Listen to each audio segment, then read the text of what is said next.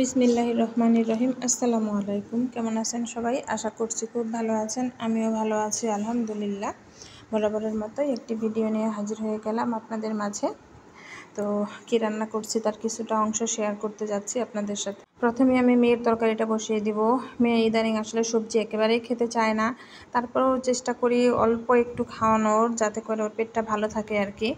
তো একটু কয়েকটা পুঁইশাকের পাতা, মানে একদমই কম আর কি, একটু পেঁয়াজ আর রসুন ভেজে একটু জিরার গুঁড়া দিয়েছি, লবণ দিয়েছি, আর হলুদ দিব না, যেহেতু শুধু শাক, হলুদ দিলে তিতা হয়ে যাবে, আর একেবারেই অল্প শাক, এই জন্য আর কি হলুদ দিব না। কই মাছ দিয়ে রান্না করে দিব। মাছ মাংস তো খাওয়াতেই হবে, সাথে যদি একটু শাক পাতা পেটের ভিতরে যায় তাহলে কিন্তু পেটটা ভালো থাকবে। ওর এমনিতেও মানে শাকসবজি না খেলে পেট ব্যথা করে, এই জন্যই আর কি চেষ্টা করি। তো খাওয়াতে পেরেছি। ও আবার পুঁই শাকটা পছন্দ করে, এমনিতে সবজিটা খেতেই চায় না, মাঝে মধ্যে একটু শাক ডাঁটা এগুলো আর কি খায়। তো তরকারিটা বসিয়ে দিয়ে এখানে মাছ ভাজতে চলে আসলাম, যেহেতু ওর তরকারিতেও দিব আর মাছ ভুনা করব। তো কালকে কই মাছ এনেছিল, মাছগুলো অনেক ভালো ছিল। মানে নর্মালি হচ্ছে অনেক সময় যে কই মাছগুলো গন্ধ হয়, তো এই কই মাছগুলো একদম দেশি ছিল, এগুলোর কোনো গন্ধ ছিল না, খেতে বেশ ভালোই লেগেছে। তো আমি মেয়ের জন্য 2 পিস আর কি একটু হালকা করে ভেজে নিচ্ছি। ওরটা বেশি কড়া করে ভাজবো না, আর আমাদের যেগুলো রান্না করবো ওগুলো একটু কড়া করেই ভাজবো। তো আমি ও মেয়েরটা আর কি হালকা করে ভেজে উঠিয়ে নেব। ওর মাছ আমি বেশি ভাজি না, নর্মালি এমনিতেও আমি খুব কড়া করে মাছ ভাজি না, তবে কই মাছটা আজকে একটু কড়া করেই ভেজে ভাবছি যে একটু ভুনা করব আর কি।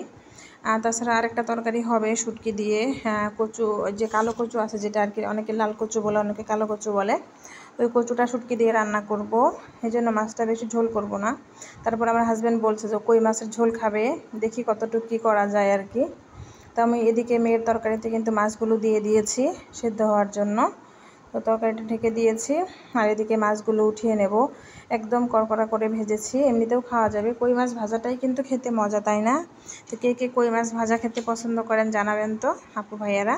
মাছ উঠিয়ে নিয়ে আমি ওই তেলে হচ্ছে পেঁয়াজ দিয়ে দিলাম। তো পেঁয়াজটা আমি একটু ভেজে নিব। তো পেঁয়াজটা দিয়ে মনে হচ্ছিলো যে তেল আর একটু লাগবে, এমনিতে আমরা তেল কম খাই, না দিলেও হয়। তারপরে একটু সরিষার তেল দিয়ে দিলাম। সরিষার তেল যেহেতু খাই, বেশি দেওয়া যায় না, বেশি সরিষার তেল তরকারিতে হলে একটা গন্ধ হয়ে যাবে, সরিষা আর কি। তো এই জন্য অল্প করেই দেই। আসলে তেল কম খাওয়ার জন্যই সরিষার তেলটা খাচ্ছি মেইনলি। সয়াবিন তেল বেশি খাওয়া হয়ে যায়, ওটা স্বাস্থ্যের জন্য ক্ষতিকর। আর আমি এখানে একটা মশলা করে রেখেছিলাম, লবণ, হলুদ, মরিচের গুঁড়া, জিরার গুঁড়া, আদা রসুনের বাটা সব একসাথে অল্প করে দিয়ে পানি দিয়ে আর কি রেখেছিলাম। তো এদিকে মশলাটা কষানো হোক, মেয়ের তরকারিটাও আমি দেখে নিব। আর কিছুক্ষণের মধ্যেই হয়ে যাবে। পাতাগুলো দেখা যাচ্ছে যে সেদ্ধ হয় না, কিন্তু আসলে সেদ্ধ হয়ে গেছে। তো ঝোলটা কমলেই হয়ে যাবে। আর এদিকে আমি মাছ ভুনার যে মশলাটা, এটা খুব ভালো করে কষিয়ে নিব। আসলে এটা কষানোর উপরে ডিপেন্ড করে তরকারির স্বাদ। এটা ভালো করে কষাতে হবে, একটু টাইম নিয়ে, 4-5 মিনিট কষালে এটা ভালো হয় আর কি। আমার আম্মু হচ্ছে করে খড়ির চুলায়, তো ওইটা মানে খেতে বেশি ভালো লাগে। যদিও আমরা গ্যাসে করি, তা আবার অল্প আছে, তো এখানে আসলেও ওইরকম হয় না, তারপরেও চেষ্টা করি করার যতটুকু পারি।